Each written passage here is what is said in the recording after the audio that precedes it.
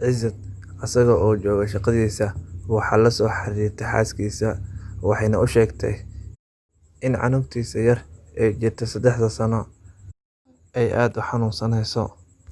Waa uu soo degdegay, waxa uuna soo raacay gaarigiisa, waxa uuna ku soo waday gaariga si waali ah ilaa uu ka soo gaaray gurigii. Waxa uu soo saaray gaariga gabadhiisa yar, waxaana soo raacday xaaskiisa.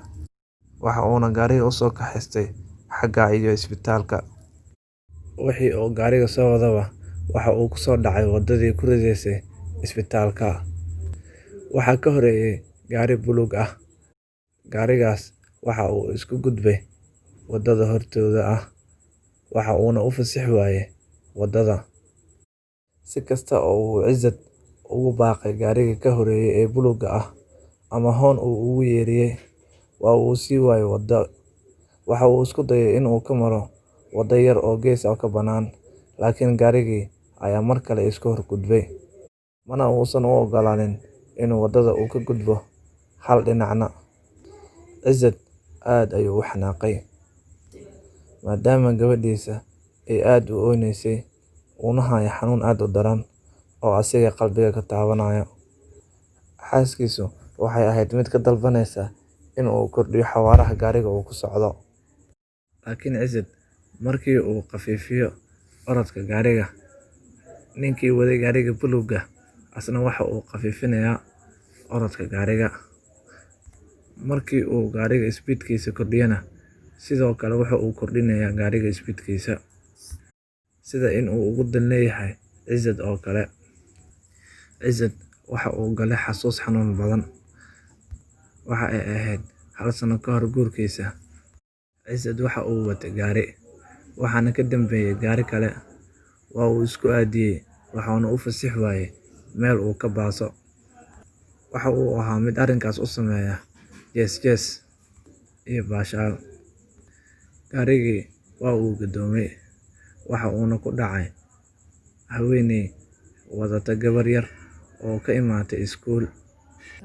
Ciizad hooyadiis markii ay ogaatay arrintaas waxa ay u tagtay familkii, waxa ayna kafaalo qaaday dawadii gabadhii yareed.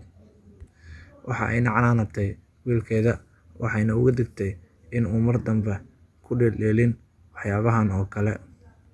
Waxayna xasuusisay xadiiska Nabiga naxariis iyo nabadgelyo korkiisa ha ahaatee, kaasoo ahaa qofkii aan u naxariisan dadka Alle uma naxariisto. Ciizad waxa uu xasuustay qisadaas ilaa uu ka ilmeeyay. Kadib waxaa wadada u furay gaarigii. Ninkii gaariga waday waxa uu u maleeyay in Ciizad uu ooynayo wadada uu ka xiray aawadeed. Ciizad waxa uu soo gaaray isbitaalkii, gabadhiisana waxaa la geliyay qolka emergency-ga. 3 maalmood kadib, Ciizad waxa uu soo aaday qoyskii uu sababta u ahaa in ay ka dhaawacanto gabadhii yareed 5 sano ka hor. Waana markii ugu horeysay oo Ciizad uu cudur daarto qof kale. Waxaa ka soo daadatay ilmo badan, isagoo ka dalbanaya qoyska gabadha in ay cafiyaan.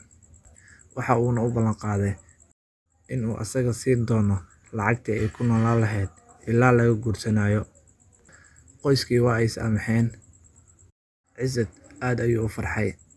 Kadib markii uu yimaaday gurigiisa, waxa uu arkay gabadhiisa oo caafimaaday.